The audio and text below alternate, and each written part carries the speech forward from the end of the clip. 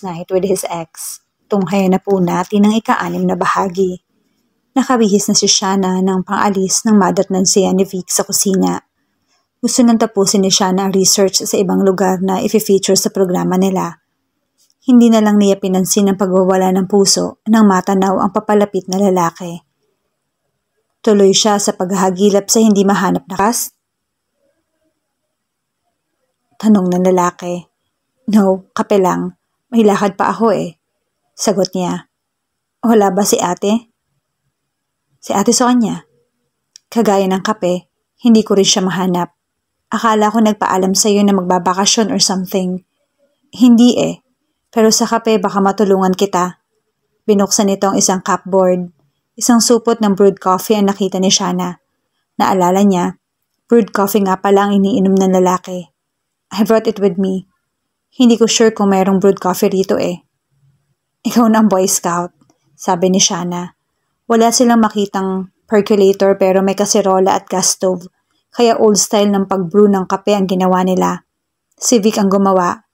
Isinama na rin ng lalaki ang pagluluto ng almusal.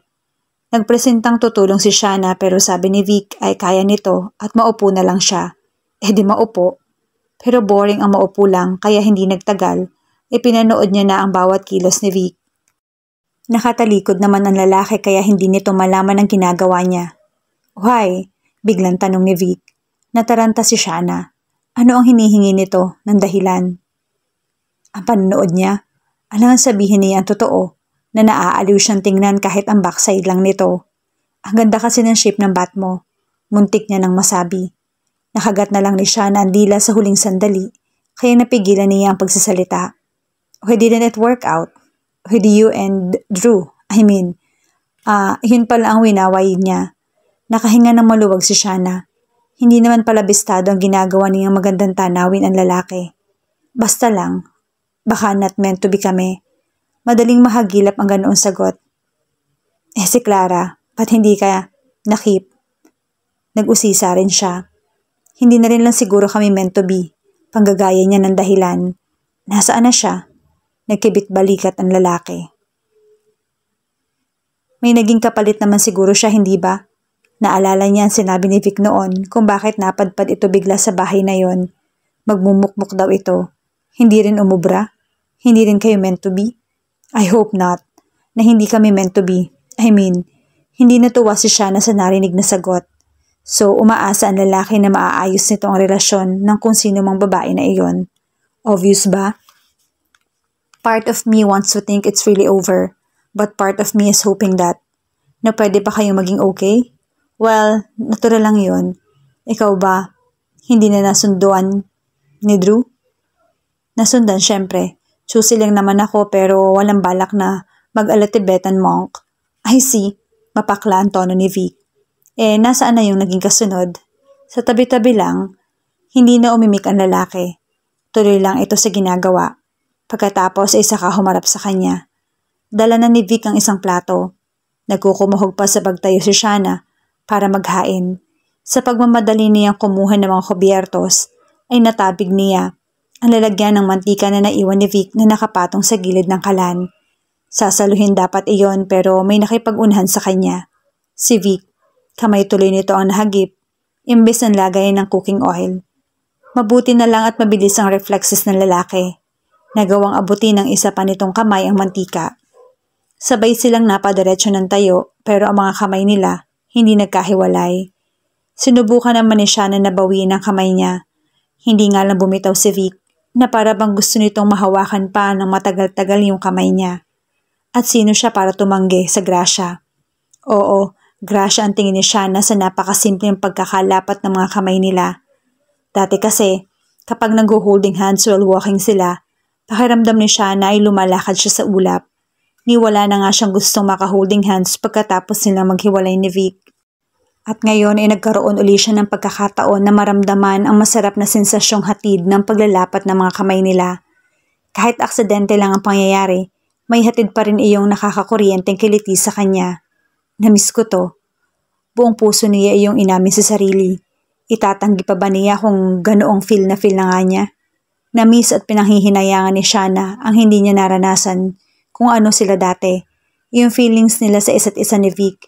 Yung habang magkahawa kamay ay titingin ito sa kanya na may pagmamahal sa mga mata. Ayaw sa akin ng mama mo. Nakakahiya na punong-puno siya ng insecurity noon. Nakaka-stress siya at malamang na napuno na si Vic. Baka nga iyon ang dahilan kaya pumatol ito kay Clara. Sorry, nasabi ni Shanna nang hindi sinasadya. Para saan? Tanong ni Vic. Sa lahat. For dumping me, you mean? Umasim ang itsura ng lalaki. Muntik nang mapangiwi si Shanna. Magpapaliwanag dapat siya pero naalala niya ang eksenang dinat na noon sa kondo ni Vic. Kasali na yon, sabi na lang niya. Okay, hindi muna umimik si Vic pagkatapos magsalita. Lalamig ang pagkain. That's it, sabi nito pagkatapos ng ilang segundo. Wala ang taong pwedeng kausapin tungkol sa lumang kumbento. Ang ibang tinanong ni Shanna ay para mas malaking porsyento na kwentong barbero ang nalalaman kaysa sa mga detalyeng may basihan. Imbis masayang ang oras, ay naglibot-libot na lamang muna si Shanna sa loob ng kumbento. Lumang istruktura na iyon, halos sintanda na yata ng bahay ng mga Perez at dati rin daw natirahan ng mga pamilyang wala na sa bayan na iyon. Hindi naman natatakot si Shanna, lalo at wala siyang masense na kahit anong presence sa lugar. Paglabas ng courtyard ay saka siya umintik ng mapasigaw. May natanaw kasi siyang figura na nakatayo malapit sa fountain na ngayon ay wala nang dumadaloy na tubig. Pero hindi natuloy ang pagsigaw ni Shanna dahil nakilala niya ang atayo ng figura. Iyon ang suot kanina ni Vic. Anong ginagawa mo rito? Mahina niyang tanong pero mukhang naririnig ng lalaki kaya bumaling sa kanya. Bawal bang magpunta rito? Painosente nitong tanong. Hindi sa ganoon kaya lang, sabi sa'yo kanina sasamahan kita kaso iniwan mo lang ako, di sumunod ako. Sinabi mong sasamahan mo ako? Hindi yun maalala ni Shanna. Hindi mo narinig? Kung narinig ko, itatanong ko pa ba? Ganti niya. Napangiti ng bahagya si Vic. Akala ko ayaw mo talaga akong makasama. Anong inaasa ng isang to? Parang pabebe ang lalaki, pero wala siyang maisip na rason para gawin ito niyon. Gusto ko rin kasing mapasyalan tong kumbento. Mas masaya ako may kasama kang ghost whisperer. Why are you acting that way? Walang matinong maisagot si Vic sa tanong na iyon. Pa-cute. Iyon ang tawag sa kanyang ginagawa. Hindi yun gawain ni Vic. Minsan nga lang yata niya ginawa. Now he was doing it again. And to the same girl. Kahit ang pagsunod kay Shanna sa lumang kumbento, hindi niya mabigyan ng paliwanag. He just felt that he didn't want her out of his sight. Dahil sa loob ng mahabang panahon, ay noon lang uli naramdaman ni Vic na buhay siya. Those past many months after he and Shanna broke up, he was simply existing. Dahil lang wala siyang choice. Buhay siya. Alangang hindi siya bumangon at gawin ang ginagawa ng mga taong buhay. But he felt like a robot. Gumagalaw lang pero walang nararamdaman. Kaya nga kahit ang pakikipag-usap sa mga pasyente, kinatatamara na ni Vic. Kung hindi lang siya nakokonsensya, hindi na niya uusisain pang mabuti ang symptoms na dinadaing ng mga pasyente. Nawala ng inspirasyon, si Lolo. Pintor ang great-great-grandfather ni Vic, an artist. Mas mahirap para sa isang creative person na katulad ni Lolo ang mawala ng inspirasyon. Kaya siguro kahit naririnig-rinig niyang hindi nalalayo sa level ni Juan Luna ang kakayahan ni Lolo, ay hindi ito sumikat. Because of a lost love. Kung noon niya naisip yon ay baka dinismiss ni Vic ang ideya. Baka nga pinagtawanan pa niya. Pero ngayon, parang naiintindihan na niya.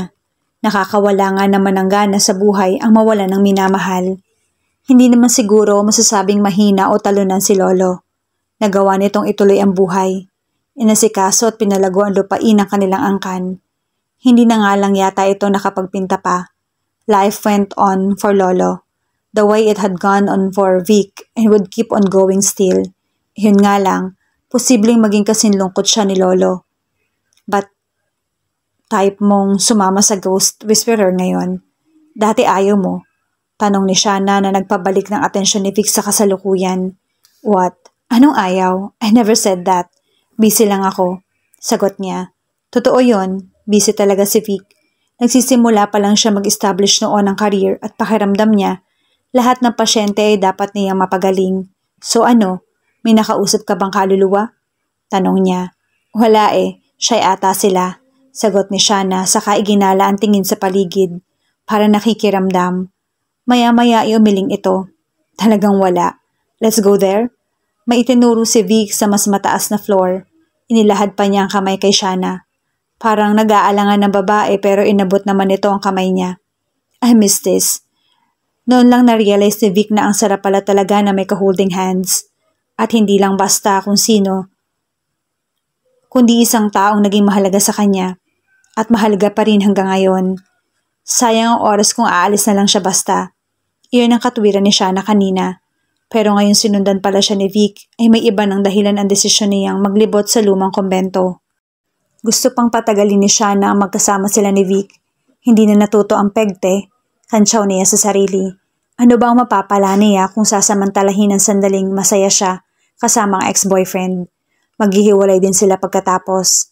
At dahil masyado siyang natuwa sa pangyayari, starting over again ang posibleng drama niya kapag wala na ang lalaki sa kanyang paningin. Duda naman siyang gugustuhin nitong bigyan ng part 2 ang love story nila. Nagmumukmuk nga siya dahil sa ibang girl, hindi ba? Parang dinutdot ang puso ni Shanna nang maalala yon. Bakit ba hindi niya kaagad naisip ang posibilidad na ginagawa lang siyang amusement ng lalaki? O di umalis ka na dyan? Now na, talak ng bahagi ng pagkatao niyang may pagkamahadera. Gagawin ko talaga, tingnan mo pa, sagot ni Shanna. Pero isang sulyap lang kay Vic ay nanlambot ang paninindigan niya. Halika na, yaya nito na sa malapad na hagdan nakatingin. Sa second floor ay mas may nasagap ng enerhiya si Shanna. Pero mukhang ni isa sa mga nagpaparamdam sa lugar ay walang balak makipag-usap sa kanya. Posibleng kontento na ang mga ito sa kinaroroonan kaya nananahimik. Kung may ghost sightings man dati, pwedeng hindi yun sinadya ng mga nagpakita. At syund lang sa energy vibration ng mga kaluluwa ang mga taong nakakita. May tinatawag din na mga astral shell, yung bakas o naiwang enerhiya na ang mga taong dating tumira roon at pwedeng iyon ang nakita ng mga napagdaan sa lugar. Hindi naman kasi lahat ng sinasabing multo ay mga kaluluwang hindi matahimik. Meron na ni hindi nila alam na patay na sila kaya ginagawa pa rin ng mga nakagawian. Pero si Sinay, ramdam talaga ni Shanna sobrang pagkabalisa nito. Ito ang nagsasabing isa talagang kaluluwang hindi matahimik at hindi lang basta astral shell. Dahil sa sobrang pagmamahal niya kay Lolo Vic, sa loob-loob ni Shanna, magagaya ba siya kay Sinay kapag bigla siyang namatay ngayon? Maglalagi rin ba ang kaluluwa niya sa tinitirhang bahay? Nanghihinayang na hindi niya tinamad ang naging pagkakamali. Nilingon niya si Vic. Nakatingin din pala ito sa kanya at kagaya niya, parang may pinag-iisipang malalim. May sasabihin dapat si Shanna pero nahila bigla ang kamalayan niya. Nasa pasilyo na ikalawang palapag si Sinay. Abala siya sa pagkilati sa imahe ni San Miguel na gustong ipagaya sa kanya ng may-ari niyon. Sinlaki ng taong imahen kaya kinakailangan niyang pumunta sa bahay ni Senyora para mapag-aralan ang imahen. Abala na siya sa pagsusukat pati na ang pagguhit ng itsura ng imahen sa dala niyang kwaderno nang may marinig siyang mga boses. Natigil siya sa ginagawa na makilala ang mga iyon, parang si Senyora Dory. Ito yata ang sakay ng karuwahe na narinig niyang dumating kanina. Hindi niya pinansin iyon dahil sa gagawin niyang nakatuon ng atensyon, pero ngayon ay hindi niya mapigilan na maantig ang kanyang kuryosidad. Ikakasal na si Vic.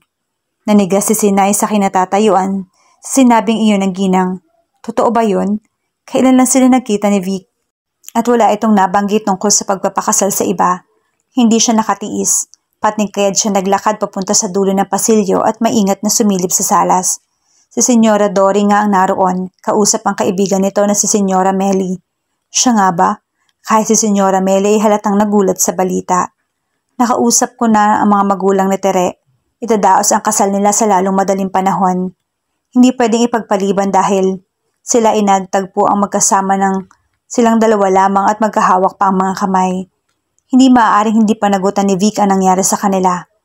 Tungkulin ko bilang kanyang ina na tiyakin na ang gagawin niya ay iyong hinihingi ng kagandahang asal. Kaya nga rin ako naparito ay para anyayahan ka.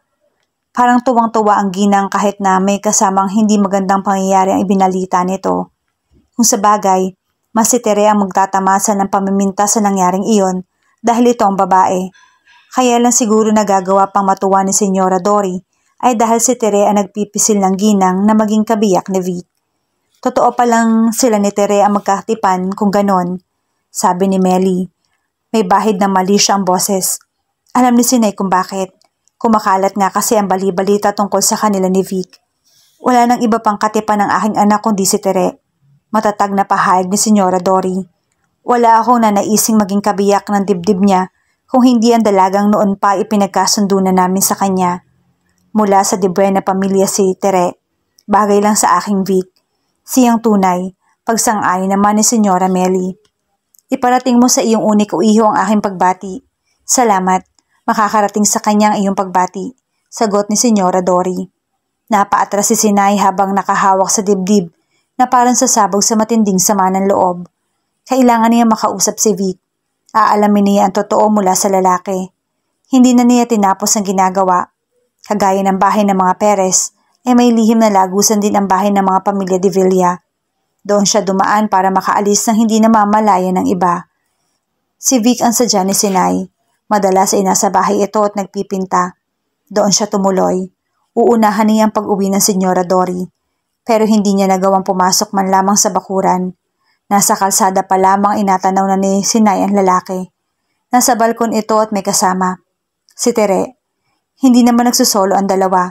Sa isang bahagi ng balkon ay naroon ang tiyahin ni Tere habang nakatanaw sa may hardin. Nakatalikod ang tiyahin nito. Hindi pansin ng dalawa. Sinamahan lang siguro nito ang pamangkin sa bahay ng mga Perez. Sa hitsura ni Vic at Tere ay mukhang hindi na nga kailangan tanungin ni Sinay kung totoo ang narinig niya galing kay Senyora Dory. Perpektong larawan ng magsing-irog ang dalawa. Mukhang may sinasabi si Tere sa lalaki at kung ano man yon ay natawa si Vic. May isinagot ito. Hinampas ni Tere ng abaniko ang lalaki pero tumawa rin. Ipinantakip pa ang abaniko sa bibig at saka muling masuyong inihampas kay Vic. Bumaling sa isa't isa ang dalawa. Hinawi ni Vic ang hibla ng buhok ni Tere at sa tingin ni Sinay, hindi maalis-alis na lalaki ang mga mata sa mukha ng kasama. Habang pinapanood ang dalawa, ay parang sinasaksak ng punyal ang dibdib niya. Pero sinabi ni Vic sa akin na ako ang mahal niya, sa loob-loob ni Sinay.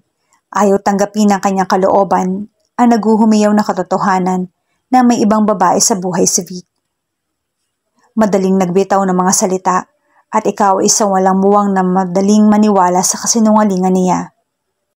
Hindi nagpakita si Sinay gaya ng unang plenano. Mabilis na siyang umalis. Hindi niya gustong pag-isipan ang pagdududang namumuo sa kalooban. Na ginawa lang siyang libangan ni Vic. Sinimsim ang kanyang bango. Tinikman ang kanyang alindog pagkatapos ay iiwan din dahil hindi siya ang babaeng nababagay rito. Ikaw lang yung mahal ko. Parang hinahamak na siya ngayon ng mga salitang dati ay nagdudulot sa kanya ng saya tuwing maaalala niya. Kasalanan din naman ni Sinay, kahit alam niyang hindi tama ang ipagkaloob ang kanyang sarili sa isang lalaking hindi pa niya asawa ay nagparaya siya. Malamang na isa pang dahilan yon kaya ipinalagay ng lalaki na hindi siyang babaeng dapat nitong maging kabiyak. Pagdating sa bahay ay nagkulong sa kwarto si Sinay. Panay lang ang iyak niya. Halos hindi na siya makahinga sa tindi ng paghikbi. Sumasakit na ang kanyang mga mata, pati ulo. Kung gaano siya katagal na umiiyak, hindi niya na matukoy. Nakatulog kasi siya. Pero paggising ay matatag ang kanyang paninindigan. Hindi ko hahayaang ako ay magmukhang kawawa. Dignidad na lang ang mayroong si Sinay kaya kailangan niyang pangalagaan iyon. Ang kaibigan ni Sinay na si Mara ay nagsabi sa kanya. Kailan lang naluluwas ito ng Maynila at niyaya siya. May mapapasukan daw ito roon bilang kawaksi. Ayaw ni Sinay. Bukod sa may kabuhayan naman sila sa bayan nila, ay ayaw niya magkahiwalay sila ni Vic.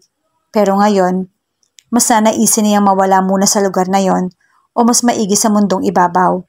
Hindi siya nagsabi sa nakatatandang kapatid. Nag-iwan lang siya ng isang sulat. Isang sulat din ang ginawa niya para kay Vic. Ipagpaumanhin mo ang aking nagawa. Hindi ko pala kakayanin na tanggapin lang ang panlalait ni Senyora. Upang tayo ay hindi na pareho mahirapan, itinatapos ko na ang ating ugnayan. Nagkaroon ako ng pagkakataong tuparin ng isa kong pangarap, ang makarating sa syudad. Doon ko hahanapin ang mas magandang kapalaran. Doon din ay naghihintay ang lalaki mas nababagay para sa akin. Si Raymond. Iyon ang sinilagay ni Sinay sa sulat niya kay Vic na ibinigay niya sa isang bata. Binili niya ang bata na ibigay iyon ang Sulat ng palihim kay Vic. Alam ni Sinay na matatandaan ni Vic si Raymond, ang kababata niyang nauna nang magpunta sa syudad. Bago nagpa siyang umalis ng bayan nila, isinuyo muna siya ni Raymond. Naikwento iyon ni Sinay kay Vic. Nagselos pa nga ang Katipan nang sabihin niyang nakatanggap siya noon ng sulat galing sa kababata. Panay ang agos ng luha ni Sinay nang iwan niya ang bayan nila. Kukurap-kurap na iginala ni Shana ang paningin sa lumang kumbento. Iyon pala ang dating bahay ni Melly, ang bahay kung saan nalaman ni Sinay ang masamang balita na nagtulak dito para iwan ang bayan na yon. Ramdam niya ang lungkot ni Sinay sa pag-alis. Hindi lang ang buhay na nakagisna ng dalaga ang talikuran, kung hindi pati na rin ang pangarap nito na balang araw ay maging asawa si Vic Perez. Mabilis na naglaro sa isipan ni Shana ang pinagdaanan ni Sinay sa syudad. Naging mahirap para dito ang manilbihan sa iba, pero kalaunan ay pinala din naman ng dalaga. Nadiskubre ng pinapasukan ni Sinay ang talento nito sa paglililok. Naging daan yon para umalwan kahit paano ang buhay ni Sinay. Wala na sana itong planong bumalik sa bayang pinanggalingan kung hindi nagkasakit ang kanyang ate. It's this house. Dito nangyari ang eksena kung saan nalaman ni Sinay ang tungkol sa pagpapakasal ng lolo mo sa iba. Napatingin si Shana kay Vic na siya nagsalita. Maya-maya pa ay sariling karanasan nila ang naalala ni Shana. Dinner's night with his ex. Tunghayan na po natin ang ikapitong bahagi. Dadala uli si Shana kay Vic, pero hindi para landiin ang pakay niya. Nabanggit kasi sa kanya ng sekretarya nito na nakaka-text-text na ni Shana na ang doktor nitong boss ay nangangailangan yata ng doktor. Tumawag daw kasi si Vic. Nag-abiso na hindi makakapasok dahil masama ang pakiramdam. Kailangan niya ng TLC. Iyon agad ang naisip ni Shana. Nagluto siya ng chicken soup para dalhan ang lalaki.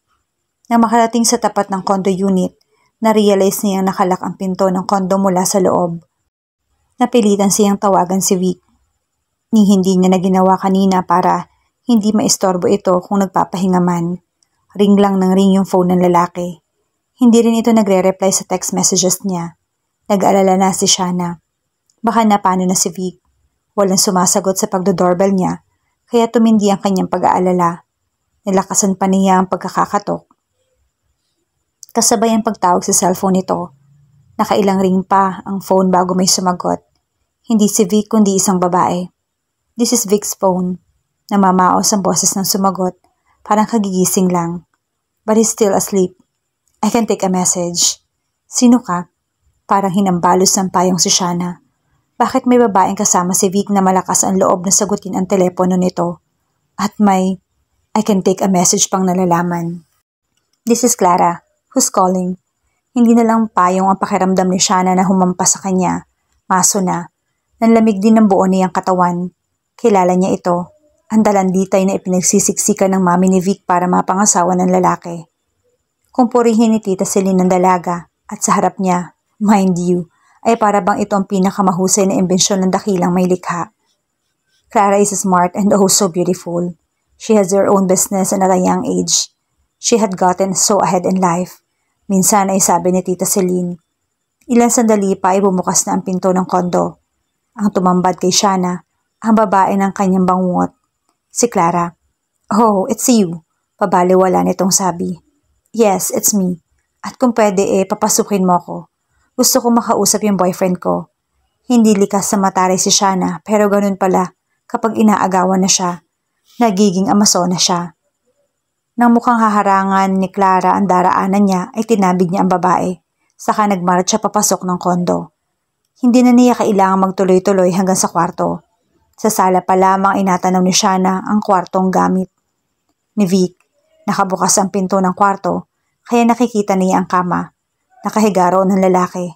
Tulog na tulog at walang damit. Si Shana dahil ang kumot na nakatabing yata rito ay nasa sahig na. Mula sa salas papunta sa kwarto ay nagkalat ang mga damit. Damit na mukhang mabilis ang tinanggal ng dalawang taong hindi na makapaghintay na sumabak sa aksyon. Ang sakit ng sikmura ni Shana. Parang may sumusuntok sa kanya roon. Hindi mo pala type ha? Tapos kitang-kita ko ang ebidensya ng ginawa niyo. Nilingon niya si Clara. Magulo ang mahaba nitong buhok at ang suot ay mahabang t-shirt na alam niyang kay Vic. Nakilala ni Shana ang t-shirt dahil regalo niya iyon sa lalaki. Talanditay to the max talaga ang babae. At bruha pa. Dagdag ng malditang bahagi ng isip niya. I don't know what to say, sabi ni Clara. Huwag ka na magsalita at baka hindi kita matansya. May kalagyan ka. Napasinghap ang talanditay. You don't have to be so barumbado, you know. Gosh, itinirik nito ang mga mata. This is so awkward. Sorry naman. Katayin na lang kaya kita para hindi ka feeling awkward. Gusto mo? Sa loob-loob ni Shana. I mean, this is bound to happen. Vic and I, well, Humugot ito ng malalim na hininga. I don't know how to explain really. Huwag mo nang subukan kung ganon. Angil niya. But you should know, para hindi maging masyadong masakit, yung breakup nyo, sigurado ka mag-break kami, no? Pagtataray ni Shana. Ngumiti lang ang babae. Ngiting nagpapakita ng mas umaapaw na confidence. Sabunutan kaya kita, pero sige. Saka na siya makikipagbasag ulo. Nasa elementary pa lang kami ni Vic, sinasabi na sa amin ng parents namin that when we grow up, we'll get married. Now, we're grown up. Hindi ka girlfriend ni Vic. Prangkahan ko na to para malinaw. Baka ilusyonada ang bruha eh. Muli ay ngumiti lang si Clara, saka tumingin sa lalaki. At ang mas dapat siguro ay gisingin niya si Vic at kumprontahin kaysa nakikinig siya sa babaeng to na kung ano-ano ang pinagsasasabi. Noon may ulumingaw na tunog. Cellphone pala yun ni Clara. Sinagot agad ng babae ang tawag. Yeah, tita. He's here but he's asleep. Tumawa ng bahagya ang bruha. Thanks for the lovely dinner last night. By the way, and you were right. After we left our house, Vic, oh tita, I can't believe it. He said he loved me. He even gave me a ring. A promise ring. He said. Inilahad ng babae ang kamay nito. Sinilip ang daliri kung saan may nakasuot na singsing. Para na naman sinikmuraan si Shana. Pamilyar sa kanya ang singsing na iyon. Nasa jewelry store sila ni Vic noong isang araw. Ang sabi ng lalaki, naghahanap ito ng ireregalo. Sa pinsa na magdedebu, patingin-tingin si Vic sa bracelets at kwintas noong una. Pero maya-maya ay napagawi sila sa glass case ng mga singsing. Hoy, maganda to ah. Itinuro ni Vic ang singsing na may emerald stone. Maganda nga naman, simple pero elegante. Oo nga, pagsang-ayon niya. Tingnan nga natin. Kinuha yun ng lalaki. Sinilip-silip sa kanito inabot ang kamay niya. Kung may asset man si Shana na aminin niyang asset talaga, iyon ay ang kanyang mga daliri. Long and tapered ang mga iyon. Hugis kandila. Pero ang downside, madalas na ang mga binibentang singsing ay maluwag sa kanya. Ipinapa-adjust pa iyon para magkasya. Try mo nga, para kasing magkapareho ang daliri niyo ni Carrie. Sabi ni Vic na ang pinsan na magdedebo ang tinutukoy. Parang hindi bagay na pang-fit ang singsing na yan para sa isang debutant, sabi ni Shana. Isukat mo lang, giit ng lalaki. Okay, as expected, maluwag nga yun sa kanya. Pero ang maganda, bagay sa'yo, sabi ni Vic. OMG, hindi kayo sa akin niya balak ibigay ang singsing? Gustong kiligin ni Shana. Nagdrama lang ba ang lalaki para maisukat ang singsing sa kanya? Todo asa na si Shana pero hindi pala yun para sa kanya. Dahil kung sa kanya iyon ay bakit ang bruha ang may suot. Ibinigay raw ni Vic. Promise ring daw. I promise I'll buy yours always. That's what we said. Tita, parang maiyak-iyak pa si Clara. Yung girlfriend ko nun niya, she's just a pastime. He told me. Si Shana, ganun din. Mangiyak-iyak pero ibang dahilan. Ang sakit kaya sa dibdib ng narinig niya. Lalo nang maalala niya ang minsang sinabi ng mami nito. My son, while sometimes he gets into his rebellious mode, bata pa siya ay nagkakagano na siya. He gets it into his mind that he would do the opposite of what I want just to spite me. Pero sa bandang huli, sinusunod niya ang sinasabi ko because he also realizes I have his best interest at heart. Right now, my guess is he is avoiding Clara because I have been vocal about wanting them to have a relationship. Hindi ko rin inaalis ang possibility na naglilibang siya. Sana lang ay huwag mo masyadong seryosohin ang mga sinasabi niya sa'yo. It could just be words, you know, and I don't want you to get badly hurt. Yun na ba ang proof na totoo nga ang sinasabi ng nanay nito na isa ring bruha? Go, you think. Sarkastiko niya nasabi sa sarili. Hindi lang pala ang singsing ang proof, kundi ang hubad na lalaking nakahilata sa kama. Kung tatanungin kasi siya kung sino sa kanila ni Clara ang mukhang pang forever, ay hindi niya sasabihin na siya. Iyon ay ang pagpapakatotoo niya. Nag-init ang gilid ng mga mata ni Shana. Kanina pa nangyayari yon sa totoo lang. Pinipigilan lang niya, pero hindi niya kakayanin na patagalin pa ang pagpipigil. Bibigay na siya, kaunting alog na lang. Ayaw niyang mangyari yon. Hindi niya ibibigay sa talanditay ang satisfaction na makita siyang luhaan. Huwag mo na sabihin sa kanya na nagpunta ako, sabi niya kay Clara. Hindi na siya maghihintay ng sagot galing dito. Iyak na ng iyak, kaya nagmadali nang umalis. Umiyak na rin si Shanna ng mahimasmasan. Hey, kinabi siya ni Vic. Nagtangka siyang pumiglas pero hinigpitan ng lalaki ang pagpapaikot ng isang braso sa baywang niya. Madalas itong gawin yon, dati, lalo kapag nagtatampo siya. Pipigilan siya ni Vic sa pag-alis sa pamamagitan ng paghawak sa kanya ng ganon. At siya, mabilis na maitataboy ang anumang hinanakit. He hugged her lightly. At dahil lightly lang, pwedeng-pwedeng kumawala mula roon si Shanna ng tutuusin. Kaso ay todo tanggi ang kalooban niya na umalis sa napakasarap niyang kanlungan. Namiss niya ng husto iyon. Ang makulong sa yakap ni Vic. Ang magkaroon ng maraming pagkakataon na singhutin ang amoy nito na hinding-hindi pala niya nakalimutan.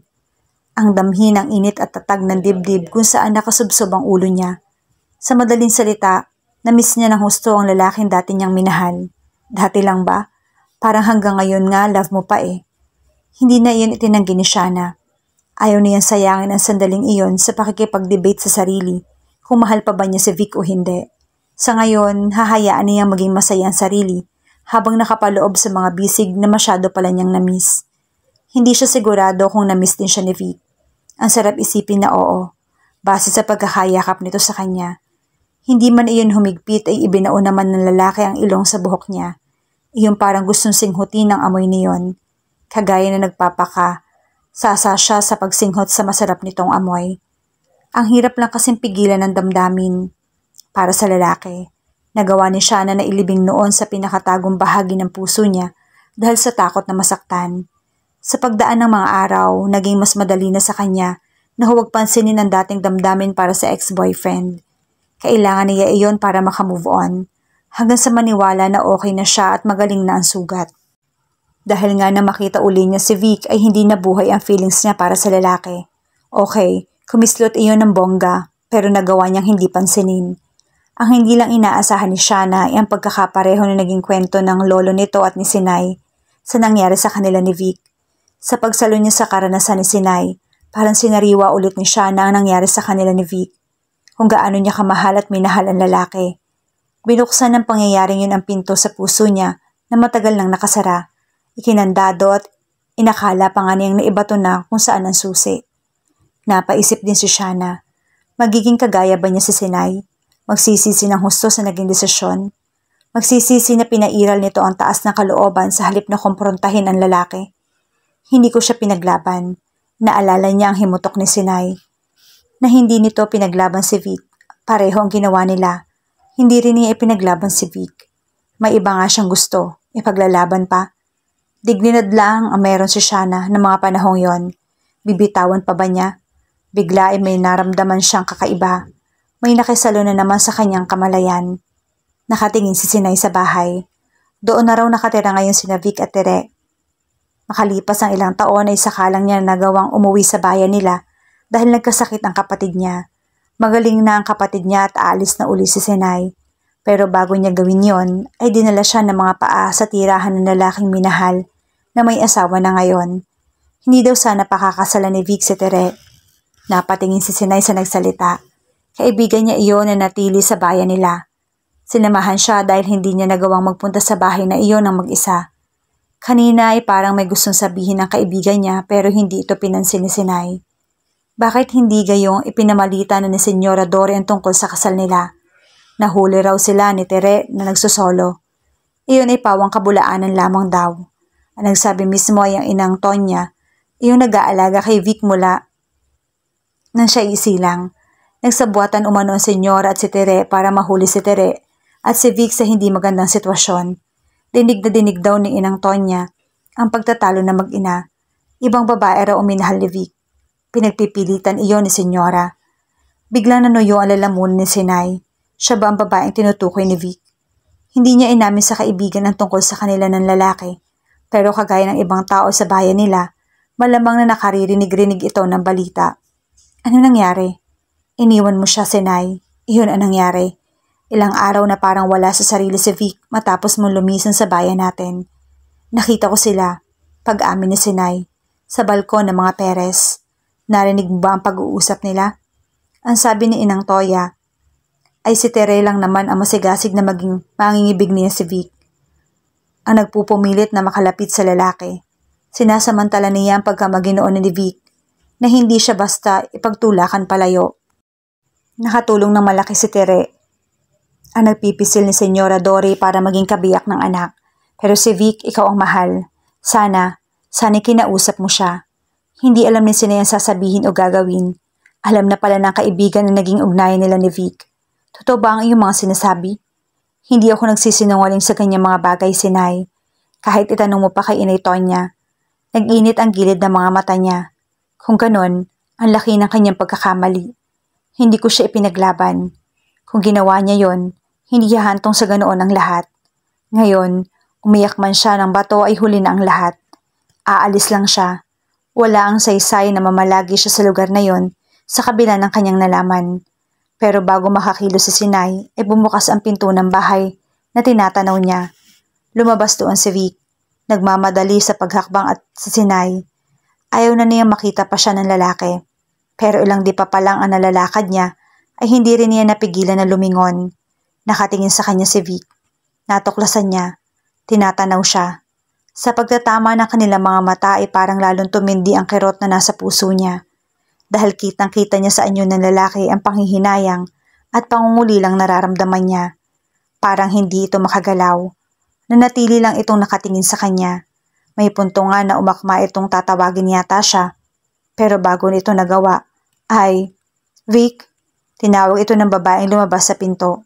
Si Tere, lumapit ito kay Vic, saka humawak sa braso ng lalaki. Tayo na, may pupuntahan yata ang dalawa. Napatingin si Sinay sa naghihintay na karuwahe na sasakyan siguro ng mga ito. Napilitan naman si Vic na balingan ng asawa. Ang puso naman ni Sinay parang mabibiyak sa sakit. Hindi niya nakayanan. Mabilis na siyang tumalikod at naglakad palayo. Billionaire's Night with his ex. Tunghayan na po natin ang 8 bahagi. Sa bawat pintig ng puso ni Vic ay ramdam niya ang kirot. Na makita niya si Sinay ay para siyang binaril sa dibdib.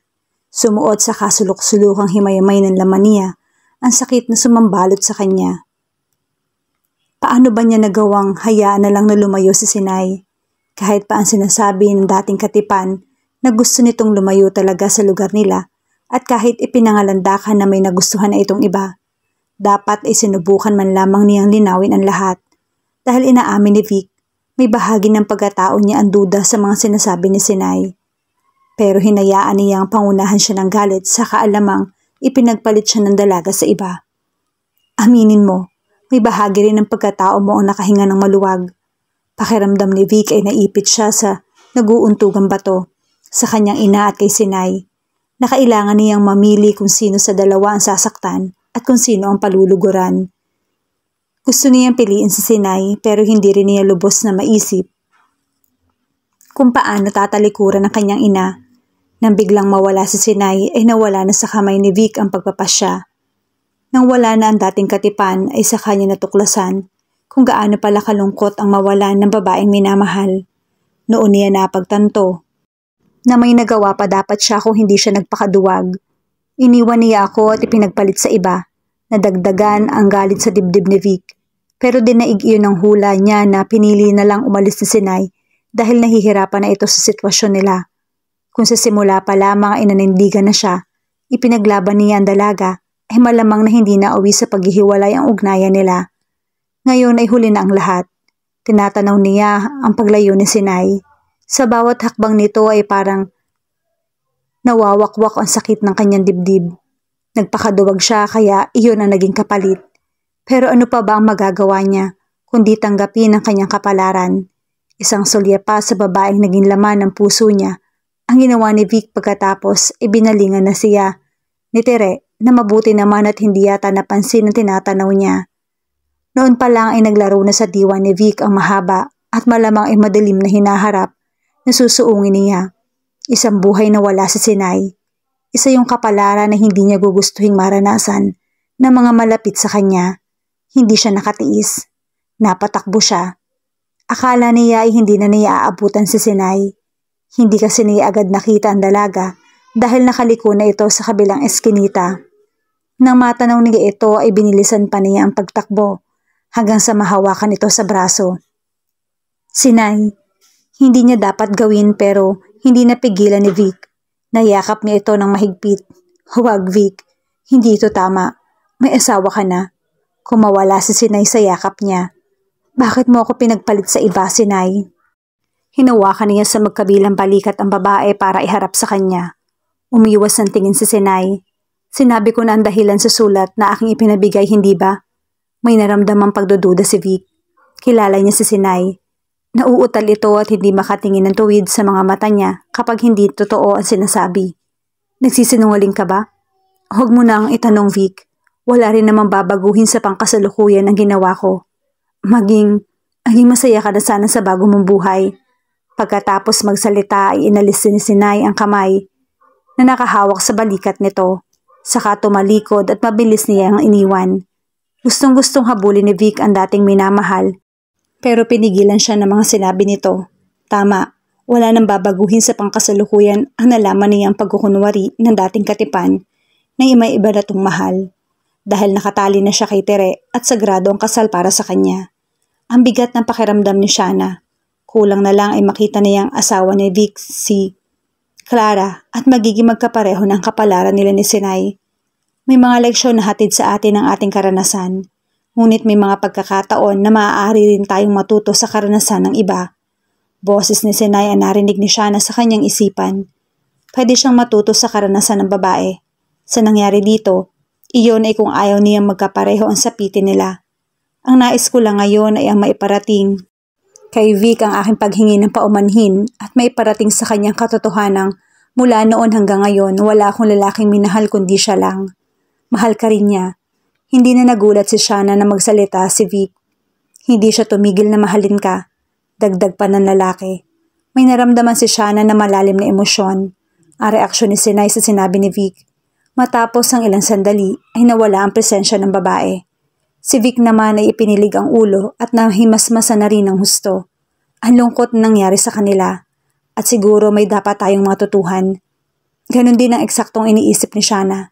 Sasabihin dapat niya iyon sa lalaki pero bago niya magawa, ay, Diyos ko, anong gagawin natin? Malakas na pagbulalas ang tumago sa diwa ni Shana. Shana! Shana! May tumawag sa pangalan niya. May iba pa siyang mga boses na naririnig. Maingay ang paligid na para bang may kaguluhan. Ang pakiramdam ni Shana ay kagaya ng isa sa malalim na panaginip. Iyong kahit may tumatagos na mga tunog sa diwa ay hindi siya magising-gising. Sunod-sunod ang malakas sa pagtapik sa pisngi niya, pati na rin pagyugyog sa kanyang mga balikat.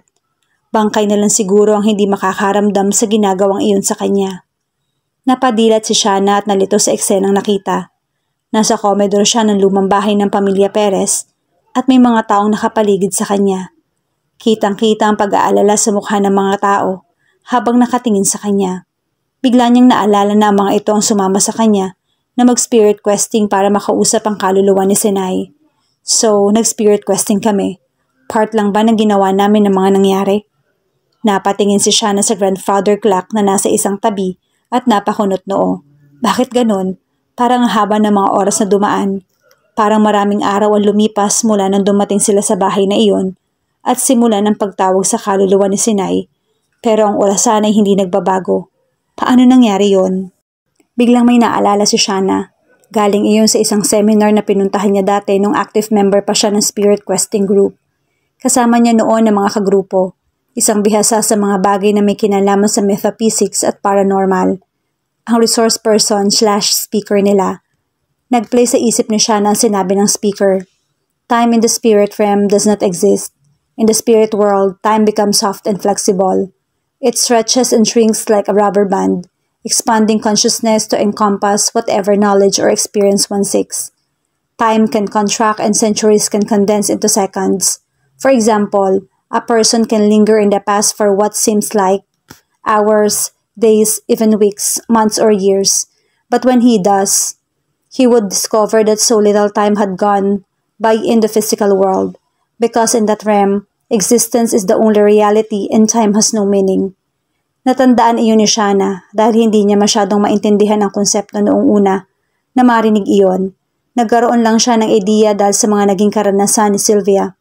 Nung nag-spirit questing sila sa Manila Film Center, ang sabi ni Sylvia, nakita nito ang mabilisang pagtatayo ng building mula sa paglalatag ng mga pundasyon hanggang sa sandaling pagguho ng palapag na hindi pa tuyo ang semento. Doon nga ay nalibing ng buhay ang mga trabahador na sumanib kay Sylvia, pati na ang ibang kasamahan nito.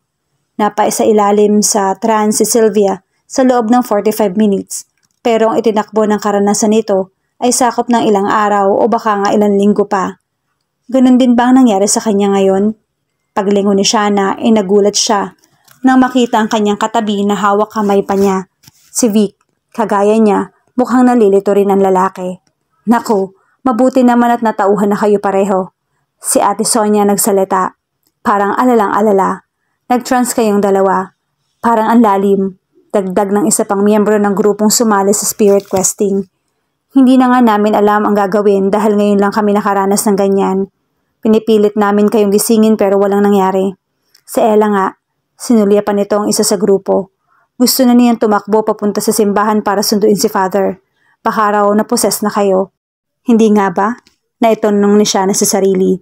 Pero ang intindi niya sa possession na iyong pumapasok sa katawan ng isang tao ang isang kaluluwa o anumang entity ang sapilitan. Ang sabi rin ng mga tao na nakaranas ng ganoon ay nawawalan daw sila ng kakayahan na magpasya para sa mga sarili nila. Yung kahit gustong-gusto na ng mga ito na paalisin ang nanghihimasok sa kanilang katawan ay hindi nila magawa. Hindi iyon nararamdaman kanina ni Shanna. Ibig sabihin, hindi possession na nangyari sa kanila ni Vic. Buksan mo ang iyong kamalayan. Iyon ang sinabi ni Sinay at may pakiramdam si Shanna na nasa kanya pa rin ang desisyon kung gagawin niya iyon o hindi. Ni minsan ay hindi rin niya naisip na hindi niya pwedeng patigilin ang pangyayari. Hindi niya iyon ginawa dahil interesado siyang malaman kung ano ang tatakbuhin ng kwento. Para lang nanonood ng sine si Shanna. Well, mas tamang sabihin na hindi lang nanonood. Siya mismo ang gumaganap sa papel ng mga ito sa tauhan ng kwento. Ramdam na ramdam niya ang papel na ginagampanan dahil halos ganoon ang pinagdaanan niya. Ganon din kasi kasaklap ang love story nila ni Vic. Modernized version nga lang ang sa kanila. Ewan kung sabay nilang na-realize iyon ni Vic. Sabay kasi silang nababaling sa isa't isa. Makikita sa mga mata ng ex-boyfriend niya na nalilito ito, pero parang may narating din na konklusyon. Ayos lang ba kayong dalawa? Naku, bakit ba kasi pumapayag-payag pa ako na gawin mo yan? Sabi ni Ate Sonia. At nagpilit pang sumama tong si Vic. Nagdagdag pa ng caretaker. Nagpilit, binalingan ni Shanna si Vic. Baka kasi kung ano ang mangyari sa'yo. Sagot nito saka parang nataranta kaya dinugtungan ang sinabi. I mean, I just wanted to know what it's all about. Shanna, ano ba ang nangyari? Tanong ni Ella. Ang kasama nila na susundo na sana pati ng pari. May nakita akong tagpo at eksena. Ang naging buhay ng kaluluwang nakausap ko. Pero hindi naman siya bayolente o sisa ng isa pang nilang kasama. Hindi kanya pinoses. Umiling si Shanna. Hindi ko sasabihin na possession yung nangyari.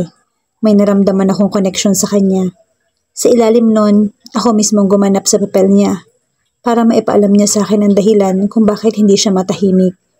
Dahil sa kwento ng buhay ni Lola Sinay, nabuksan ang isip ko sa ilang bagay tungkol sa sarili kong buhay. Tiningnan niya si Vic. Gusto niyang malaman ang reaksyon nito sa kanyang sinabi. Sa pagbabalik niya sa sarili ay nasiguro ni Shanna ang isang bagay. Mahal pa rin niya si Vic.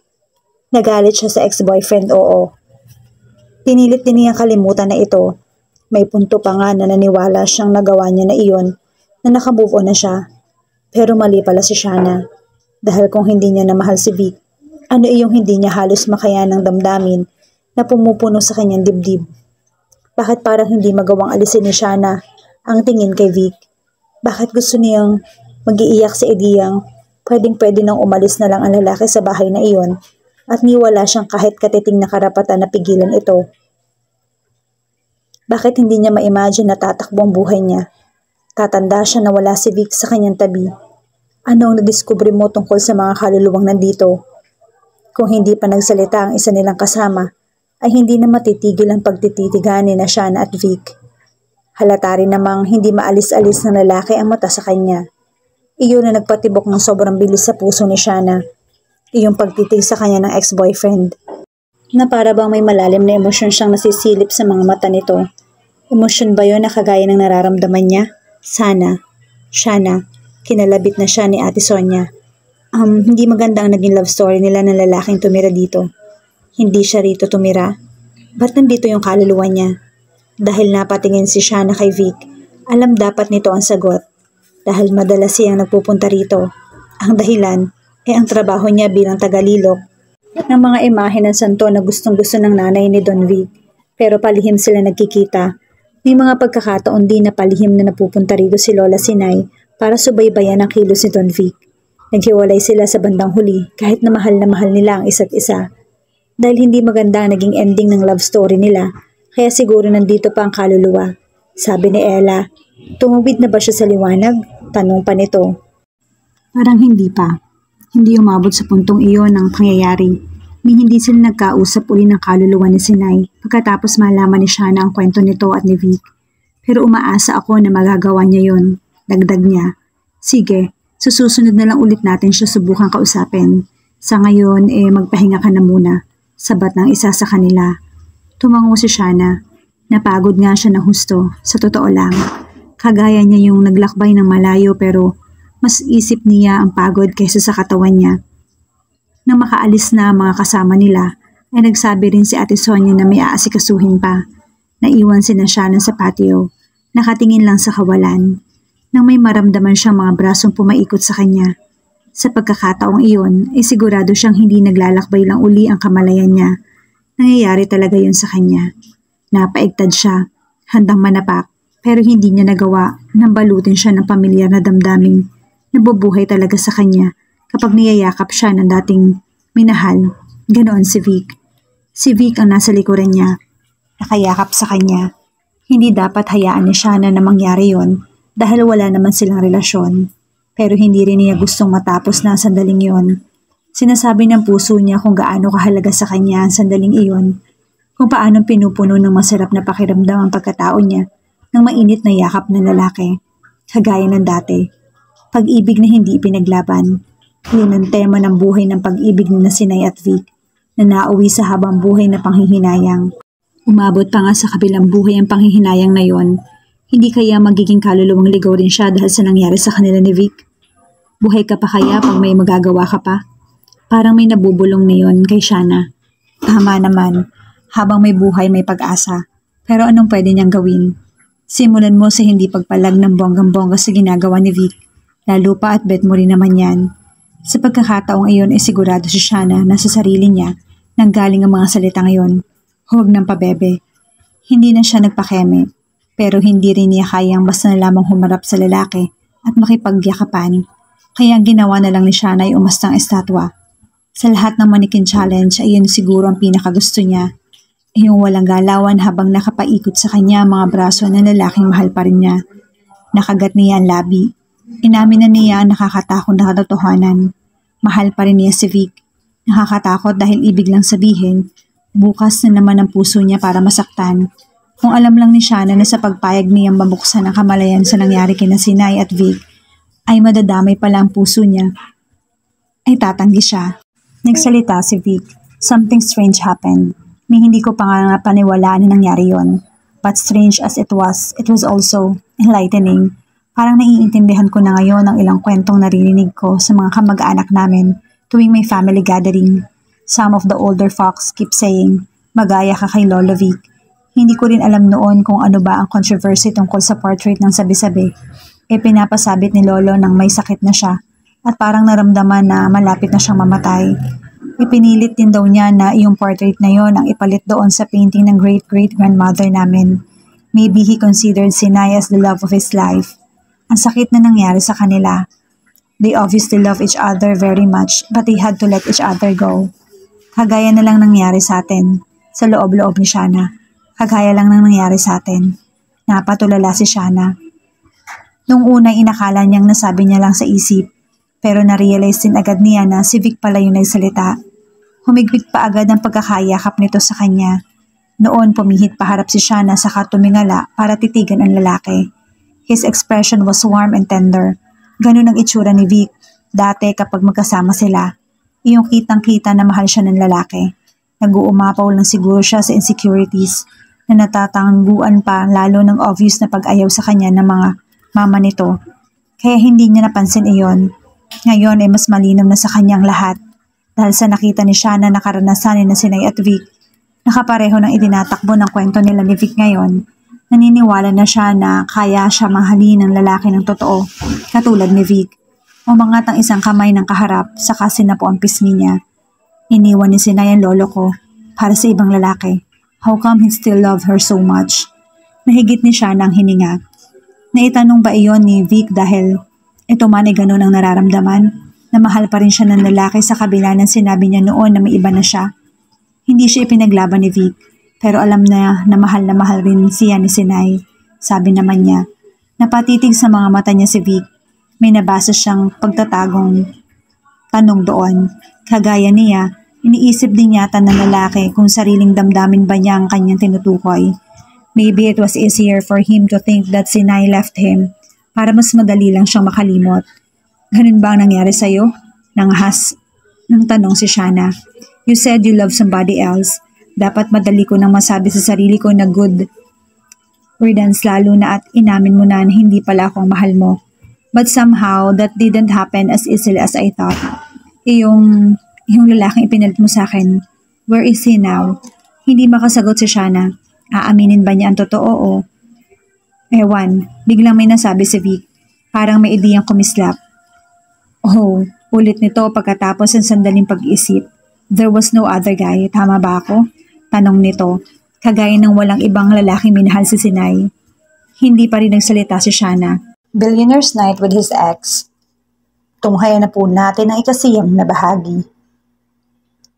Well, just to set the record straight, nothing happened between I and Clara.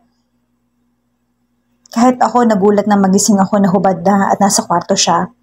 Ang naalala ko lang, antok na antok at pagod na pagod ako. Sobrang pagod at antok na hindi ako nagising sa alarm ng phone ko na araw-araw na gumigising sa akin. Clara told me that we both got drunk the night before, but I can't remember drinking all that much. Definitely not enough to get drunk, she said. Well, that something happened between us. Again, hindi ko matandaan yon. There was this smug look on her face which should have made me suspicious. Kaya, nashock siguro ako masyado dahil sure ako na hindi ko gustong makasama kami sa kama ni Clara. Iniwasan ko nga siya eh. Huminga ng malalim si Vic. And then you go to say, you know what you said. Ayoko nang ulitin. Honestly, masakit pa rin. Vic, sorry. Hindi ko na kaya yung sitwasyon natin. Under pressure ako lagi sa mama mo tuwing magkikita kami. Na-stress ako ng husto. Ikaw naman naipit ka rin sa amin. Mas maganda siguro na maghiwalay na tayo.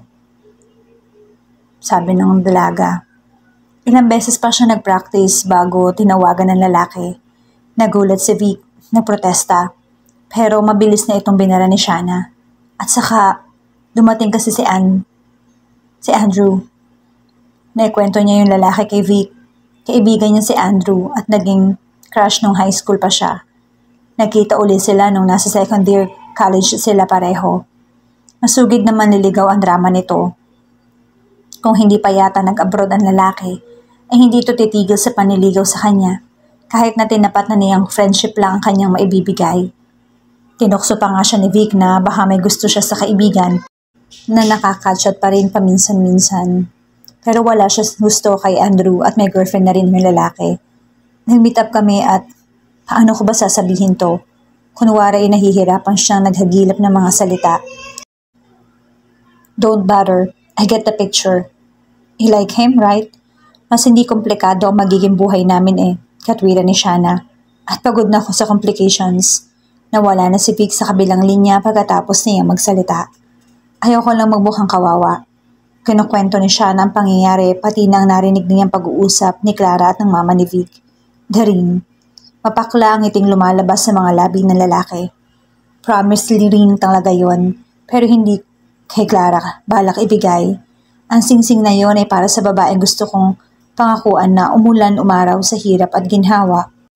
Kanyang-kanya ako, ang puso ko, ang kaluluwa ko. That woman is you.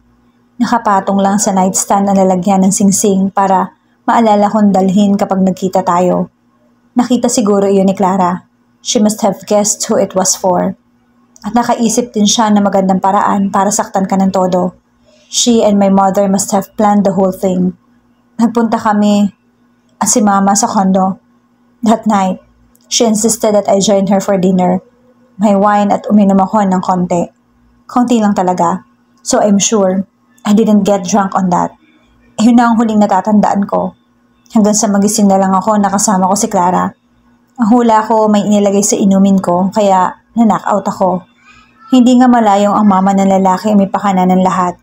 Pati nga siguro ang sekretarya ng lalaki ay kakutsaba sa pagsasabi kay Shana na may sakit si Vic para maisipan niyang dalawin ito at makita na kasama si Clara. Ganoon ka-desperado ang mama ni Vic na huwag sa kanya mapunta ang lalaki. Ganoon ka-ayaw ng ginong sa kanya. The plan succeeded. Too well, if I may add. Ang hindi nila inaasahan, iyong patuloy kong pagtanggi na pakasalan si Clara. Oh, they tried to pressure me. Yung kesyo dapat ko siyang panagutan, blah blah blah. Hindi ko na rin ngang gawin. I mean, what does it matter anyway? Wala ka na rin naman. Ay mahal ka ng iba. But I didn't want to give them the satisfaction. I just did my best to move on. Nagtagumpay ka ba? Hindi sigurado ni Shana kung magugustuhan niya yung sagot, pero itinanong pa rin niya. Gusto lang niya makasiguro. Oo naman. Okay, so wala na siyang feelings para sa akin. Nilunok niya ang pait na umahon sa kanyang lalamunan. To a certain extent. Nagawa ko rin naman kasing mabuhay ng normal. Functional ako. Hindi depressive. Hindi rin maniac. Hindi obsessive. So, masasabi kong oo. Naka-move on na ako. Ikaw? Ganun din. Sabi na lang niya. Wala siyang lakas para mag-invent pa ng ibang kwento o ng ano pang dialogue. Then I guess we're both okay. Sabi ni Vic. Oo naman. Okay tayo pareho. Tumingin sa mga mata niya ang lalaki. Si Shana naman umiwas. Baka kung ano pa ang mabasa roon ni Vic. Kagaya na lang ng hindi siya okay. Na inakala lang niya naka-move on na siya. O kung naka-move on man kahit paano, ay nahila siya uli pabalik dahil sa pagkikita nila ng lalaki. Lalong tumindi ang nararamdaman niya dahil magkasama sila sa pagsasabuhay ng love story ni na Sinay at Vic. Noon umalingaw-ngaw ang tunog ng telepono. Kay Vic ang smartphone na yon.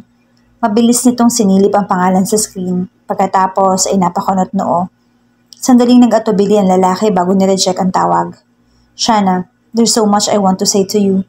Hindi ko nga lang alam kung paano masisimulan. Mula sa simula siguro, pagsasuggest niya. Natawa lang ng bahagya si Vic. Hindi ko kasi alam kung paano ang beginning eh. Patay tayo dyan. Not really. Parang hindi ito nakatiis kaya inabot ang dalawang kamay niya at ginamit ang mga yon para hilahin siya palapit. Naging parang kabayong gustong manalo sa karera ang kabog ng dibdib ni Shana. Pinuno siya ng bagong pag-asa na hindi pa tapos ang lahat sa kanila ni Vic. Lalo pang umangat ang pagsang-ayon na iyon na kabigin siya ng lalaki at ikulong na naman sa mga bisig nito. Nagpakasasa na lamang muna si Shana sa yakap ng lalaki. Namiss niya ng husto ang mga ganoong pagkakataon kaya hindi na muna siya mag-iisip kung tama o mali ang kanyang ginagawa. Pati na kung ano ba ang dapat niya sabihin o itanong sa lalaki. She just wanted to relish the experience of being in his arms again. Mabuti pa nga sila at nabigyan ng ganoong pagkakataon. Sina Sinay at Vic, hindi. Sinapo ni Vic ang likod ng ulo niya para bahagya pa siyang idiin sa dibdib nito. Pagkatapos ay naramdaman niya ang pagdantay ng labi nito sa kanyang ulo. Humigpit din ang pagkakayakap ni Vic sa kanya. Pinunutuloy ng panibago at mas matinding saya at pag-asa si Shana. Namahal pa rin siya ng lalaki. Kagaya ng mahal na mahal pa rin niya ito, na may bukas pang naghihintay sa kanila. Hindi nagsalita si Vic. Parang ninamnam din lamang nito ang sandaling iyon. Para nag-iipon din ang lalaki ng saya at alaala na katulad ng ginagawa ni Shana. Pagdaan ng maraming sandali, ay iniangat na lalaki ang mukha niya Ang mga mata nito parang may sinasabi. Nakakatuwa rin ang kakaibang kislap na nakita ni Shana sa mga matang iyon. Parang may balak sabihin ng lalaki. Pero parang nagbago ang isip nito. Tumunog uli ang telepono ni Vic. Sinilip nito ang screen ng phone at pagkakataong iyon ay dinutdot nito ang screen. Saka tumalikod at nagsimulang maglakad palayo. "Oh ma, why?" Narinig ni Shana na sinabi ni Vic bago ito tuluyang makalayo. Tumuloy na muna sa kwarto niya si Shana. Pagod siya pero siguradong hindi siya makakatulog ng basta-basta. Nahiga lang siya at sa pagdaan ng oras ay paulit-ulit na dumadaloy sa isip niya mga nangyayari. Bukod sa mga nangyari kina Vic at Senay na kanyang nasaksihan, dumagdag din sa iniisip ni Shana ang naging paliwanagan nila ni Vic sa isa't isa. Pati na ang pagyakap nito ng mahigpit sa kanya. Natutokso siyang isipin na may pag-asa pa sila ni Vic. Dahil kung siya ang tatanungin ng mga sandaling iyon, ay gusto niyang sumubok muli. Gusto pa nga niyang isipin ni Shana na ang kwento nila ni Senay at Vic ay paraan para mabuksan ang isip at makagawa siya ng hakbang bago mahuli ang lahat. Okay, bukas aaminin ko kay Vic na may feelings pa rin ako sa kanya. Nangilo si Shana sa ideya. Hindi naman kasi siya ang tipo ng babae na nauunang mag-confess ng nararamdaman. Hindi siya ganoon ka-straightforward. Bukod pa roon ay natatakot din siya na ma-reject. Pero sige, lesson learned para sa kanya nangyari kina Senay at Vic. Hindi niya gustong magaya sa mga ito. Mas nakakainis ang ideyang wala man lamang siyang ginawa, kaya nauwi sa masagwang ending ang love life niya. Pagkatapos makapagdesisyon, ay para siyang nakainom ng sleeping pills. Wala pa yatang 5 segundo ay pumikit na ang kanyang mga mata. Mahimbing ang naging tulog niya. Sa sobrang himbing, medyo mataas na ang araw nang magising siya. Napabalikwas pa siya pagkatapos tumilat. Eto na yun oh. Kinakabahan si Shana nang maalala ang buong pa siya kagabi. Pero no retreat, no surrender. Yun ang mode niya, kaya itutuloy niya na ang balak. Kahit na nga wala pang ginagawa, ay nanunuyo na ang kanyang lalamunan. Naligo naman muna siya saka nag-toothbrush. Mahirap mag-confess ng pagmamahal kung hindi siya physically and mentally prepared. Pero pagbaba ni Shana at na makasalubong si Ate Sonia, ay nalaman niyang para pala sa wala ang paghahanda niya sa puso, isip, katawan at kaluluwa. Dahil si Vic, maaga pa raw ay nakaalis na. Parang nawalan tuloy ng saysay ang araw ni Shana. Ang energy level niya, pati ang adrenaline rush, parehong bumagsak. Gusto na lamang niyang bumalik sa kama, magtalokbong at mamaluktot doon. Pero hindi naman hihinto ang ikot ng mundo. Kung wala ang lalaki di wala ito. Ang dami pa niyang dapat gawin. Tatapusin na muna niya ang trabahong ipinunta talaga sa lugar na iyon. Hindi lang ang bahay ng mga Perez ang ipifeature sa programa ni Shana. Kaya pinuntahan na muna niya ang iba pang haunted places na kasama sa ghost tour. Nakipag-usap siya sa mga residente at nag-interview sa matatandang may malalim na kaalaman tungkol sa ghost sighting sa bawat lugar. Lagpas tanghali na makabalik si Shana sa bahay. Halos sabay lang sila ng isang babae sa paglapit sa gate. Mukhang ito ang may dala ng kotseng nadatnan niyang nakaparada sa tapat ng bahay. "Hi miss, dyan ka ba nakatira?" Tanong nito. Hindi. Nakiusap lang ako sa caretaker na magstay ng ilang araw." So dyan ka nagsistay?" Tumango si Shana. "I'm Rina by the way. And I was just wondering kung nandyan si Vic. I'm desperate to find him." Hindi kasi siya sinasagot sa mga calls ko. Parang mangiyak-ngiyak na ang babae. Oo, nandito kanina si Vic pero kakaalis lang niya kaninang umaga." Pilit ang bawat salitang lumalabas sa bibig ni Shana. Ganun ba? Mukhang importante yung sadya mo sa kanya." Well, he and I had a misunderstanding. May nagsabi sa akin na friend niya na posibleng dito siya nagpunta. Kaya nagbaka sakali lang ako. Naalala ni Shana ang isinagot ni Vic nang itananong niya kung bakit napadpad ito sa lugar na iyon. Nagmumukmuk daw ito dahil sa isang babae. Si Reyna ba ang babaeng tinutukoy nito? Well, sayang. Nahuli ka ng dating, sabi ni Shana. Oo nga Anyway, I'll just try calling him again. Naghalughog si Reyna sa dalang bag. Baka nagpipindot. Vic, gosh, finally, sumagot ka rin. Did you get a message that I was on my way to your own town? Well, yeah. Nandito na nga ako. I'm talking with this woman. Really? You want to see me? Yeah, I'm going back to the city. I'm getting in my car now. Night with his ex. Tunghayan na po natin ang huling bahagi. Halatang natuwa si Reyna at parang na-excite pa. Nabuksan na nito ang pinto ng dalang sasakyan bago naalala na magkausap sila. Bumaling sa kanyang babae at ngumiti, saka kumaway. Hindi ka agad nakagalaw si Shana. Pakiramdam niya ay para siyang dinikitan ng taser. Para kasing namanhid ang buong katawan niya at pansamantala siyang na-paralyze. Kung hindi pala umalis si Vic at nagkataong nagkatapat siya ng nararamdaman, saka sinabi ang mga salitang, "Can we try again?" Siguradong napahiya pa siya. Nag-iinit ang mukha niya. Mabuti na rin at sarili lang siya napahiya, hindi mismong kay Vic. Antindi kasi niya mangarap. Dahil ang niyakap siya, iniisip agad niya na baka may pag-asa pa sila. Ni hindi niya naisip na pwedeng maapektuhan lang din si Vic ng love story ng lolo nito at ni Sinay, kaya siya niyakap. O kaya ay may nararamdaman lang na panghihinayang sa itinakbo ng sarili nilang love story. Panghihinayang lang at hindi kagustuhan na dugtungan ang nakaraan nila. Mabuti na lang pala at naisipan ni Vic na umalis. Shana, si Ate Sonyang tumawag sa kanya. Nasa loob ito ng bakuran. Palabas yata at nadatnan siyang nakatulala sa labas ng gate. Sinong tinitingnan mo? Mabilis na lang niyang binanggit ang tungkol sa naghahanap kay Vic. Sige Ate Sonya, papasok na rin ako. Paalam niya. Mabigat ang pakiramdam ni Shana, partikular na ang kanyang dibdib. Sa pangkalawang beses na na-knockdown ng kanyang pag-asa. Pero ganun talaga siguro ang buhay. Puno ng ups and downs. Hindi na siya nagmumukmok sa pagkakataong iyon. Makikiride na lang siya sa dagok ng tadhana. Pasalamat na nga lang siya at iniiwas pa na mapahiya. Nailigtas ang dignidad niya at natigil sa pag-iimo si Shana nang may ma-realize. Inuulit na naman niya naging pagkakamali. Mawawala na lang siya at sukat sa buhay ni Vic dahil dignidad uli ang pahahalagahan niya. Hindi masama na magkaroon ng dignidad pero depende rin sa sitwasyon kung kailan iyon dapat pairalin. So Beshi, gagawin mo talaga? Sure ka na ba? Carry talaga ng pride mo na magmukhang pathetic? Tanong ni Matthew. Pathetic talaga no? Inirapan ni siya ng kaibigan. Kasi naman, ang sabi mo noon, di ba, itaga ko sa bato na hinding-hindi mo napapatulan si Vic na yan. Okay, let's say na naging okay na kayo. Paano si Mother Witch? Sa tingin mo, nagbago na yung isang yun? Parang hindi. Nagbabago pa ba kasi ang mga ganun tao? Ang totoo, isa ring dahilan iyon kaya medyo nag-alangan si Shana. Kakayanin ba niya na malait uli ni Mrs. Celine Perez? Pero dahil sa nasaksihan niyang mga eksena sa naging buhay ni Sinay at Vic, kaya na niyang maniwala ngayon sa sinabi noon ni Vic.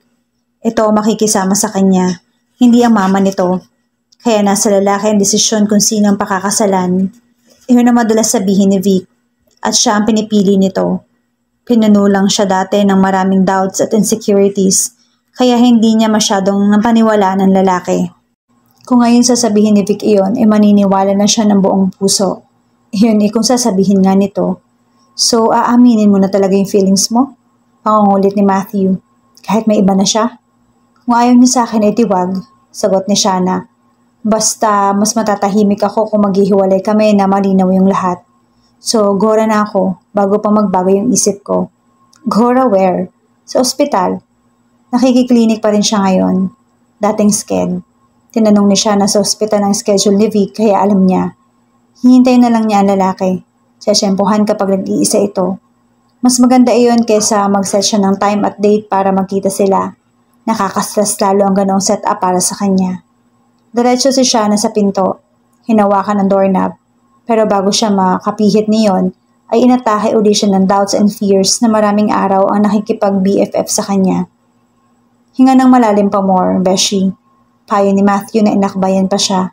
And then out we go, bago tuluyang mabahag yung buntot mo. Dagdag pa nito na makita na kumalma na ang kalooban niya kahit papaano.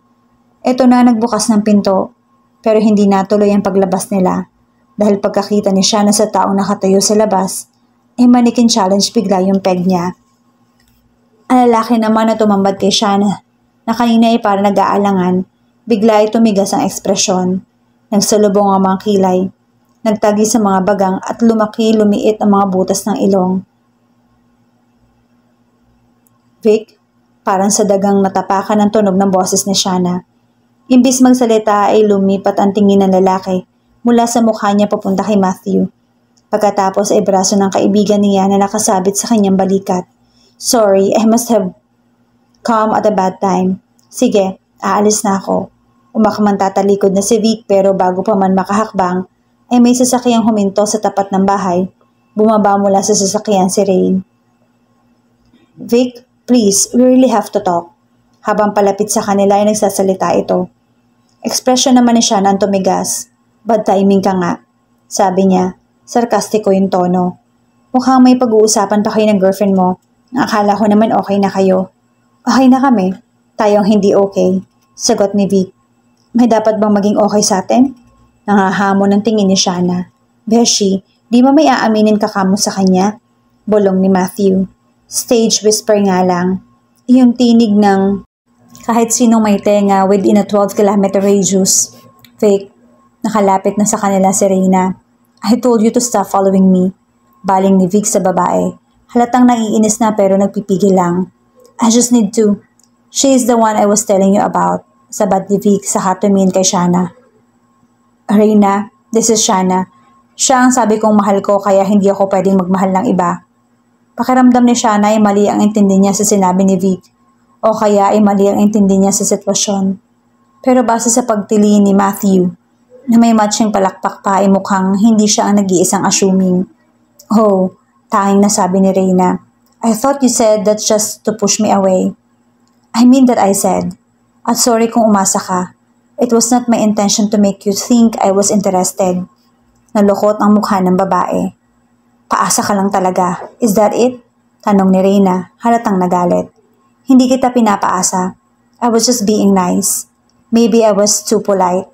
Pero nilinaw ko rin naman sa'yo na friendship lang yung gusto ko. Sagot ni Vic. Assuming ka naman pala tili ni Matthew. Kaya now, na-clear na ang lahat, I suggest we go and give these two a chance to kiss and make up. Hinawakan ni Matthew ang braso ni Reina. Saka ito hinila palayo. Akala ko boyfriend mo si Matthew. Pero obvious naman na gay siya kaya. Kaya boyfriend ko siya o hindi. Ano naman ngayon sa'yo? May kinalaman ba yun sa dahilan kung bakit ka nandito? Pagtataray ni Shanna. Dinaanan lang niya sa pagtataray imbes habang hayaang tumataas pa ng bongga yung level ng pag-asa niya. Mahirap umasa kahit pa may nasisilip siyang pag-asa. Maraming araw ang namamatay sa maling akala, hindi ba? Well, it really doesn't matter whether you have a boyfriend or not. I came here for one thing. Iyon ay hindi na ulitin na naging pagkakamali ko dati. I want everything to be clear. Here's the deal. I love you, Shanna. Sinusubukan kong kalimutan ka na. Akala ko nga nakalimutan na kita. But one look at you and I am back to square one. I am back to being deeply in love with you again. Masarap lahat sa pandinig ang sinabi ng lalaki. Pero doon pa lang sa pasabog nitong I love you, ay naglo-loading na yung utak ni Shanna. Nasyak yata iyon kaya nahirapang i-process yung narinig niya. In love ka dyan, bigla kang lumayas. Tapos cannot be reached ka pa pagkatapos ng hagilapin sa akin ng babaeng yon na ewan ko kung ano mo. Ano mo pa kasi siya, ha? You heard what I said to her. Inintroduce kami ng isang common friend. We met out on few dates, but I quickly realized it wouldn't work out, so I told her that it would be better if she would see other guys. Ayaw niya. Gusto raw muna niya mag-focus sa akin. I didn't want that, so I just avoided her. Bakit parang pinagmamadali mo pa siyang makita? Lalo nagpunta ka ng probinsya. Baka kasi kung ano pa ang masabi niya sa'yo. I wouldn't put it past her to insinuate that she and I are in a relationship. Baka madiskaril pa yung plano kong paniligaw uli sa'yo. Gusto nang maniwala ni Shanna sa mga sinasabi ni Vic. Ang sarap-sarap naman kasi talaga niyon sa pandinig, pati na sa pakiramdam. Pero may issues pa siya. Ang sabi mo dati, kaya ka nagpunta sa bahay niyo para magmukmok. Para sa babaeng mahal mo pero nagkalabuan kayo. It was the truth. Ang hindi ko lang naman sinabi kung sino yung babaeng yon. And that woman is you. Bakit ka basta na lang umalis? Tanong ni Shanna. Umasa pa naman siyang may magandang mangyayari sa kanila pagising niya dahil balak niya na mag-confess. I realized I had to clear the way para kapag nanligaw ako uli, wala nang problema. Sinabi ko kay mama na nakita ulit tayo and I had intended to win you back. I told her that this time around, I won't let anything stop me, so either tanggapin ka niya bilang future daughter-in-law or kalimutan na lamang niya na may anak siya. Napasinghap si Shana sa narinig. Handa si Vic na gawin yon? Hindi ko na ma-imagine na maghihiwalay na naman tayo. Pakiramdam ko, nakita ko na yung magiging buhay ko kapag nangyari yon. A sad, lonely, empty life. Kaya na nangyari kay Lolo. Anong sabi ng mama mo? Ayaw rin naman ni Shana na maging dahilan siya ng matinding gap sa mag-ina. She said that anything is better than what I had become. Para raw akong zombie na nabubuhay pero patay naman yung kalooban. Kaya kung ikaw ang nagbibigay uli ng sigla sa akin, she will just have to accept you. In due time, I know she will learn to like you. Yun kung tatanggapin mo ulit ako sa buhay mo. Tatanggi pa ba siya? Pagkatapos ng sobrang kakaibang karanasan ni Shana kung saan, nabigyan siya ng pagkakataong makita kung ano yung posibleng mangyari sa kanya sa hinaharap, ay wala na siyang balak pang mag-inarte. Pwede ko bang tanggihan yung lalaking ni hindi ko nakalimutan kahit anong pilit ko makamove on? Parang hindi agad iyon maintindihan ni Vic. Napatulala ito ng ilang sandali bago siya biglang kinalabit at pinuhat. Iniikot-ikot pa siya ng lalaki. You don't know how happy you made me. Mukhang alam ko, dahil ganun din ang ginagawa mo sa akin. Pinasaya mo ako ng todo. Sagot ni Shana. Ibinaba na siya ni Vic para mahalikan. Isang halik na tinanggap ni Shana ng buong puso. Kanina pa nakaupo sa mesa sina Vic at Shana, kasama ang ibang spirit questors. Bumalik sila sa ancestral house ng mga Perez para subukan uling kontakin ang kaluluwa ni Sinay. Nakita ni Shana na nasa isipan ng babae. Pababa ito ng hagdan. Ang itsura nito ay kagaya ng nasa portrait na nakasabit sa itaas ng hagdan. Sinay, nandito ako para magpasalamat sa iyo. May magandang ibinunga ang pagkukwento mo sa akin ng kwento niyo ni Vic. Naging daan yon para madiskubre namin ang apo niya kung gaano kahalaga ang manindigan para sa pagmamahal. Ngumiti ang babae. Natutuwa ako at kahit na sa munting paraan ay nakatulong ako. Huli na ang lahat para sa akin at sa amin ni Vic. Pero salamat at may kadugo siya na nailigtas sa kapalaran na katulad ng sa kanya. Hindi kaya panahon na para tumawid ka sa liwanag? Sabi ni Shana. Pero nararamdaman ko ang presensya ni Vic sa bahay na to. Hindi ko man siya nakikita ay alam kong nandito siya. Katwiran ni Sinay. Baka kailangan tumawid ka na para siya naman ganun din ang gagawin. Paano kung hindi ko siya makita? Nakakalungkot na hanggang sa kamatayan ay ang lalaki pa rin ang hinahanap ni Sinay. Ibang kaligayahan na naghihintay sa'yo. Pero natigilan si Sinay. Parang napapaisip. Masyado ng mahabang panahon ang nilagi mo rito. Dagdag pa ni Shana. May katotohanan ang sinasabi mo. Napatingin si Sinay sa isang bahagi ng bahay. Iyon ba ang liwanag na tinutukoy mo? Matingkad siya. Nakakasilaw. Iyon na nga, Sinay. Lumayo ka na. Humayo ka. Para nagdadalawang isip pa ito pero maya-maya rin ay nagsimula na maglakad palayo. Hanggang sa nawala na ito at hindi na mahagilap ng kamalayan ni Shana. Hula niya tumawid na nga ito. Bumitiw na sila ng mga kasamahan niya sa isa't isa. At least sa kabilang buhay siguro ay magiging masaya na siya. Sabi ng isang kasama nila. Paano si Lolo? Tanong ni Vic. Hindi ko siya makita. Sabi ni Shana. I thought I caught a glimpse of him. Sabi ni Vic. Nakita mo siya? Baka pwede mo siyang kausapin. Inulit nila ang pagtawag sa kaluluwa. Maya-maya ay naramdaman ni Shana ang paghigpit ng kamay ni Vic na nakahawak sa kanya. Nararamdaman ko siya at nakikita pero blurred yung image. Sabi nito. Sabihin mo hinihintay na siya ni Sinay sa kabilang buhay. Sabi naman ni Shana. Kahit hindi ka magsalita, kahit sa isip mo lang, maririnig niya yon. Para may kinakausap na ang lalaki. Pagkatapos bumitaw na ito sa kanila. He's gone. Sabi ni Vic. Hindi raw nito nakita ang pagtawid ng lolo niya pero basta nalang nawala ang presensya ng matanda. Siguro naman ay magkasama na sila ngayon, sabi ni Shana. I hope so, and I hope they're happy, sabi naman ni Vic. Nang umerang episode ng programa kung nasaan ipinakita ang lumang bahay ng mga Perez, ay pinanood iyon ni Shana at Vic. Laking gulat ni Shana nang sa pagtatapos ng segment, doon sa bintana ng bahay ay naaninag niya sina Sinay at Vic. Sandaling-sandali lang yon. Kumaway sa kanya ang dalawa bago tuluyang nawala. Kung panonoorin niya uli ang copy ng episode na yon ay hindi na siya nagugulat nang hindi na niya makita ang dalawa. Mukhang paraan lang yon ni Vic at Sinay para ipaalam na masaya na